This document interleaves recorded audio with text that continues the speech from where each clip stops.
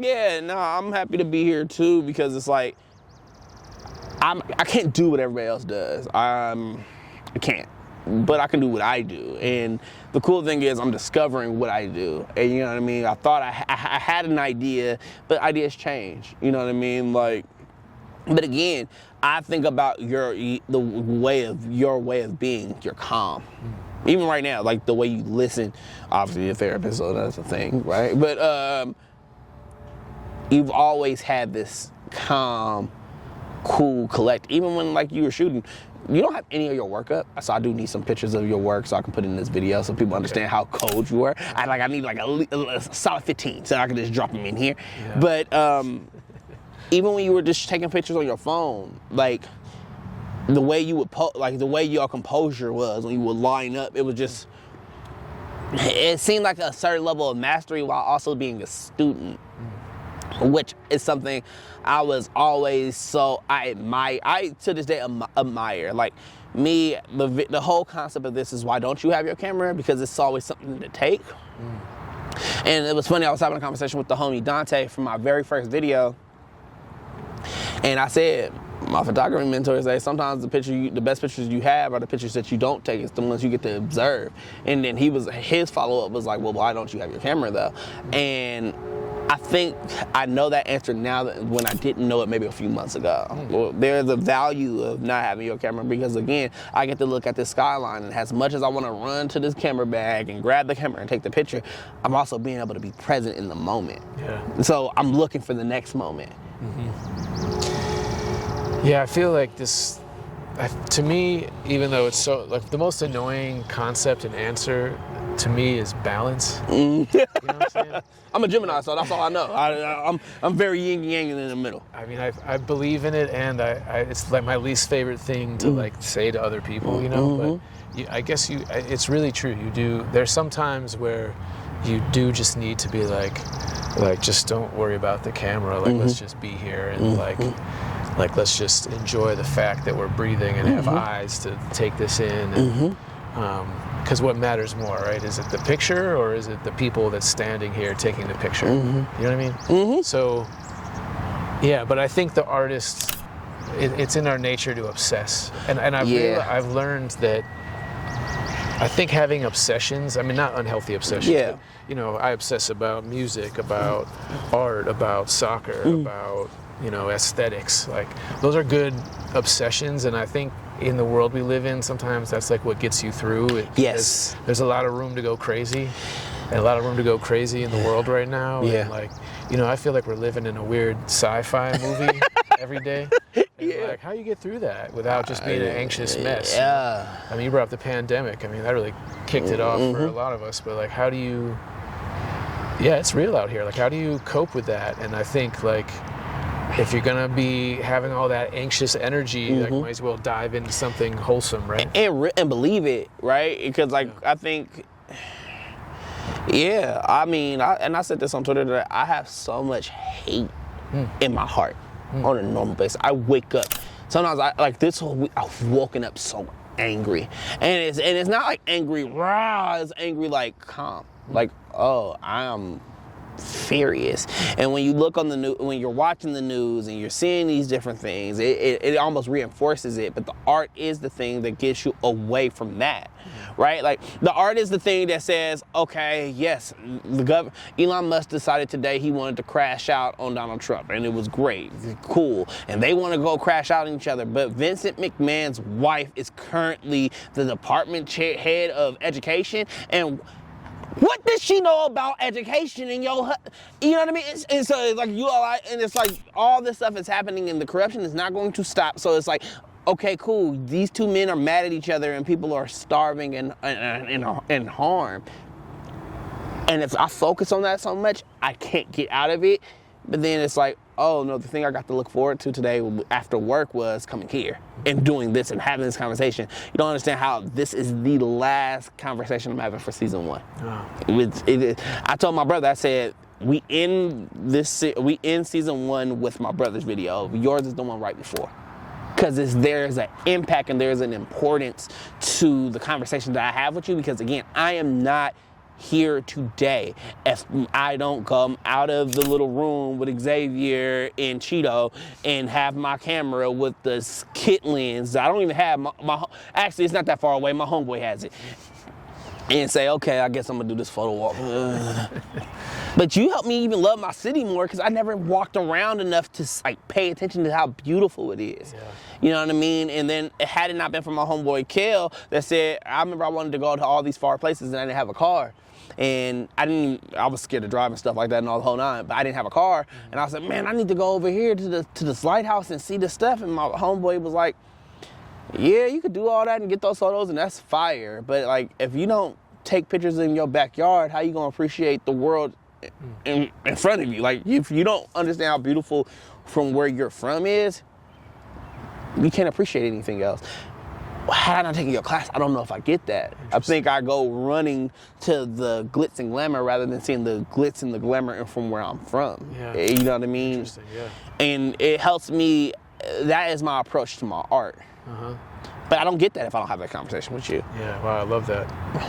Yeah, it's interesting. I think it's just good luck. A lot of good, I think life is a lot of thinking and planning and labor, right? It's a lot of hard work, but there's so much luck and good fortune, including what brought us all together at that time period at Rise. And, you know, and that it's good luck that folks don't know I grew up in New York. I've been living in Brooklyn, right? No, I grew up in Syracuse. Syracuse. I did live in Brooklyn in my early 20s. Yeah.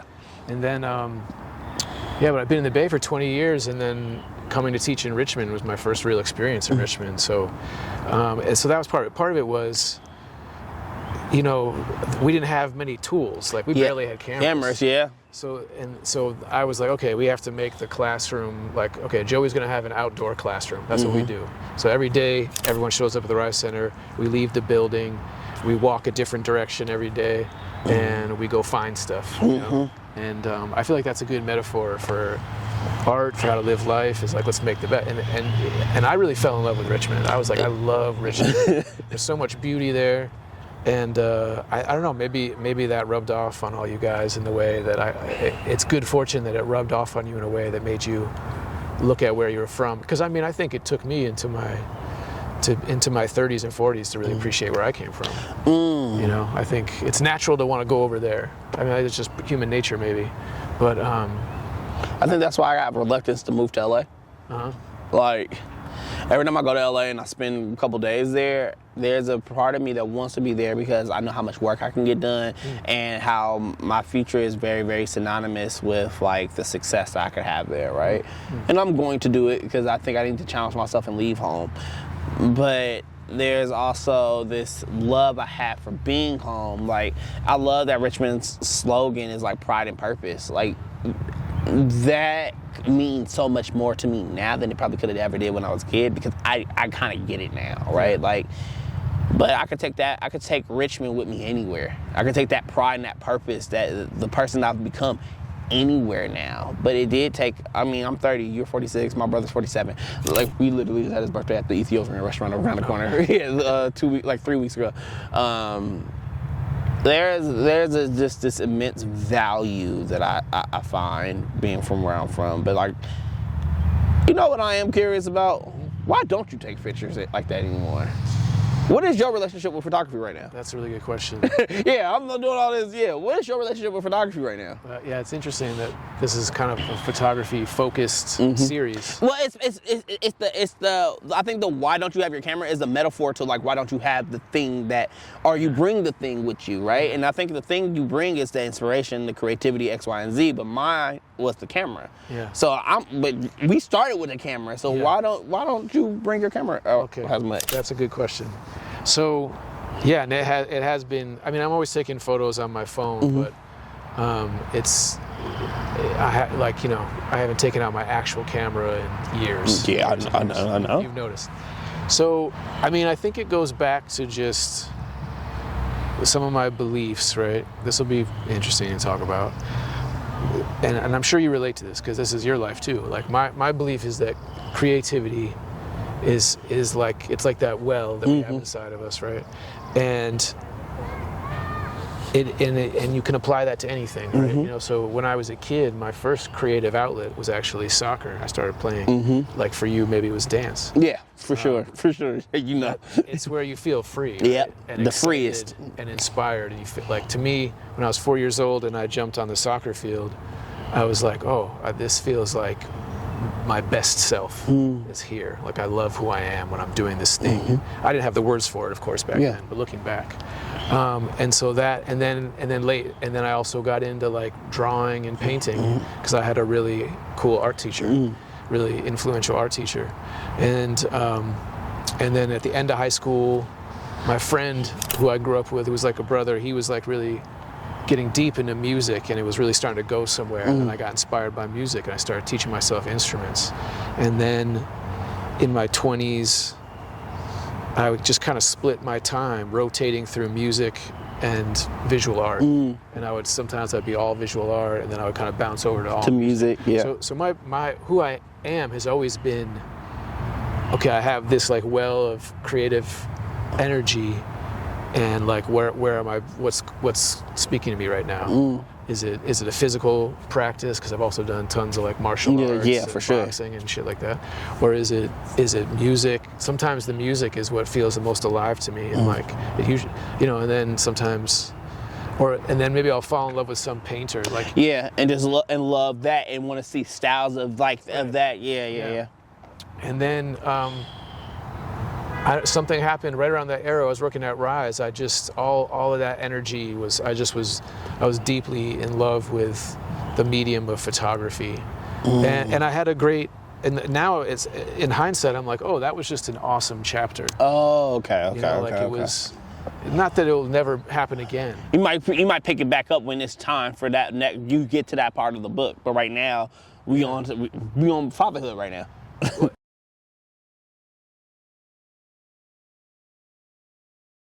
Yep, we're good. It just turns off sometimes? Yeah, well, after that 30-minute mark, and I didn't know we got to 30 minutes, so I don't know what stopped, but hey, we here. That was fire. Okay.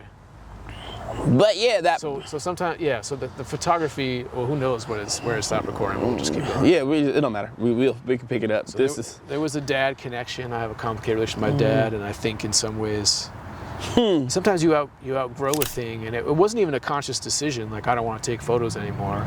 It just kind of like life just happened. Right. And I kind of like I completed a degree in photography, which is fire. I feel like I should go get one.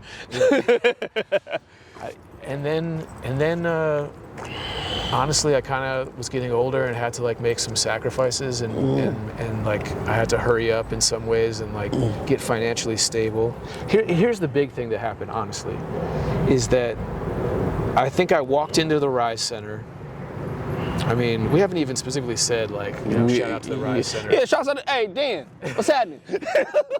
that's who I shout out, because Dan was the guy. Dan, the Rise Center changed a lot of people's lives, including me, big time. But I feel like I walked into the Rise Center like, hey, I'm an artist, look at me, it's all about me, me. I'm gonna be an artist, I'm gonna be great, aren't I great?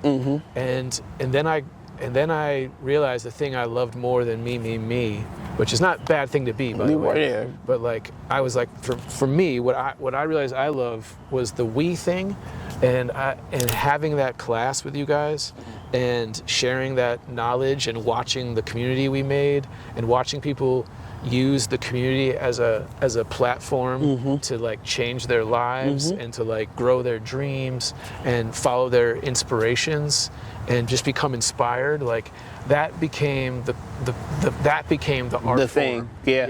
That I was like, that's the thing for me. And it was kind of like that was a kind of a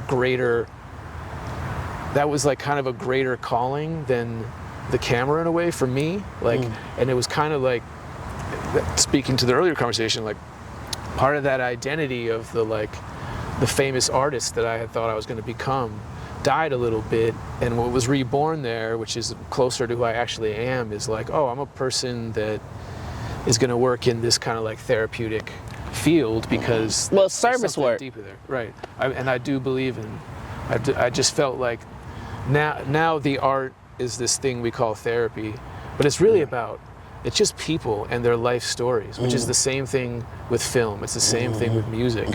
And so like the medium is now conversation. Yes. And yes. and the artwork is internal change. No, for sure. You know what I mean? For shit show. And you know about it because you were talking about it a few minutes ago. Well, I think I work with kids now. Yeah. So That's right. when I first started working with kids, there was an extreme passion there. So it was easy to put the camera down and just focus on that for a period of time. Yeah. But as of recent, it's starting to change. Yeah. Where I'm 30, I'm gonna be 31 in a couple weeks. Yeah. By the time season 2 happens, I'll now be I'll be 31. When you were working at Rise, you and my brother are a year apart, which is even funnier, and it makes so much sense why I gravitate towards you like this. You were probably 33 or 30, maybe 30 in that range. So where my passion is for kids, I got it now, and so now it's like my passion for art is screaming, and so I still love working with kids because I want to create a safe space. I want to make sure kids feel seen and feel heard. Sure. But also, I feel like I have things that need to be seen and heard that's separate from my job with kids. Of course, yeah. So I always have this moment where I feel extremely fulfilled, but I also have this moment where I feel extremely depleted. But the thing that has given me the recharge is my art. You know, I did take a year off of work and just worked for myself for a year. But it was different because I was working to survive. I wasn't working to live. You know what I mean? And now I'm getting to the point where it's like, all right, I got this job. It pays pretty well. I got a car, all the things.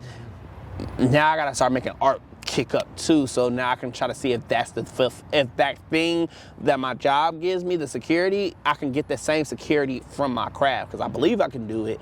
But I got to take the jump and I have to take the leap now because if I don't, I'm never going to do it. Yeah. You know what I mean? Yeah, and you know, time, here's the thing, time is interesting. Like when you talk about the relationship with photography, like it's interesting. I started shooting boudoir because when I enjoyed it, it was fire, it was just tight.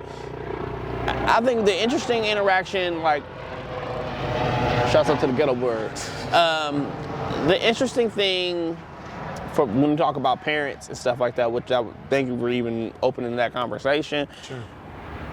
I don't think either of my parents understand me being, nobody in my family understands it. So I don't have a relationship with anybody like that anyway. But like I remember one time I tried to show my dad my work and the way he turned away from it, like he ran, I was like, whoa. And I think it made me go like 10 times harder because I was just like, my dad has his own problems with his own vices. So my work may have felt like it was a little bit of a trigger for him. That wasn't my intention, but the fact that he couldn't just see it and put that to a side made me like double down and had to work so much harder.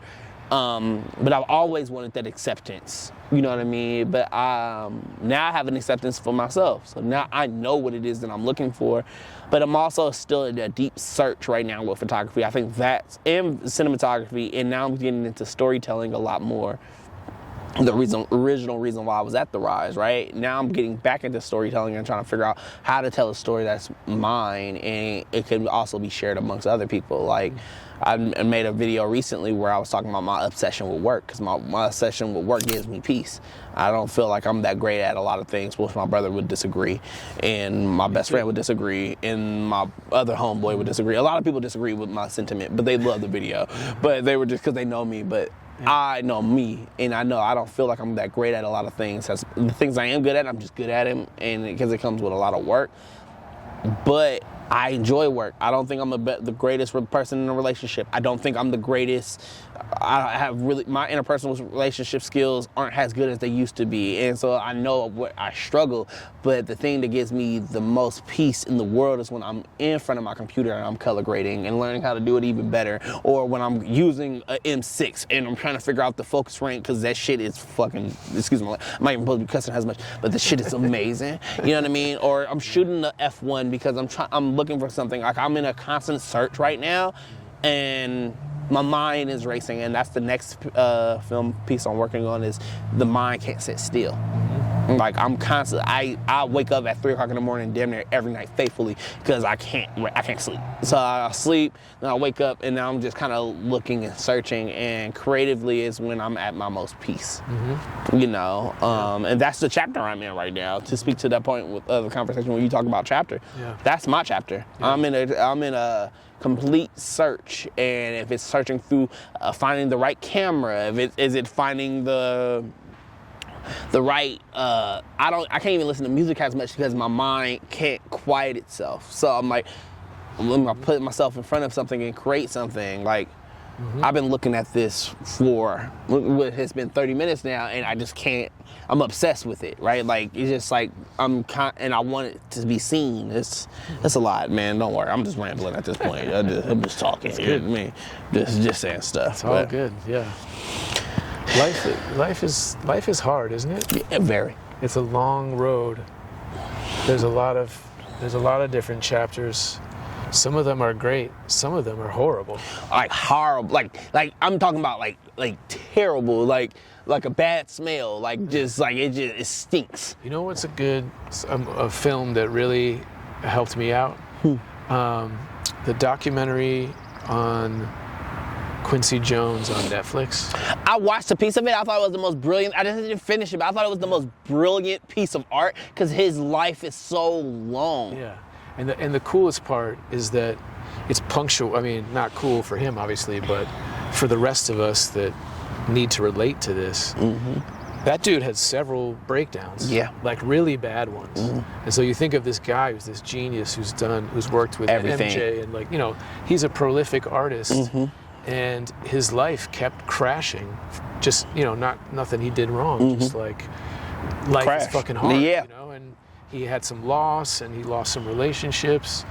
And I don't know, for some reason that really helped me. Something about seeing somebody who's done so much is just as human as all of us. Yeah. And because it can feel really shameful to have these breakdowns, but I so far haven't met anyone that hasn't had several in life, you know, and it'd be nice if we understood that was part of it, part of living in this difficult world we're in. Yeah, I think so too, because I think because I gotta take pictures of you before the sun goes all the way down. I think that's why I'm like the biggest Kendrick Lamar fan. I want to work for PG Lane. Shouts out to the hoodie. But his music was the first time I made me feel seen. Like I remember listening to The Heart Part 2 and listening to it, and I was like, yo, he's talking directly to me. Or I remember it was right after Good Kid, Mad City came out, and I was like, that's such a perfect album. I don't know what you do after that. Like I didn't know what his new album, To Pimp a Butterfly, which is one of the greatest albums ever made in history of life. I couldn't understand what you could do.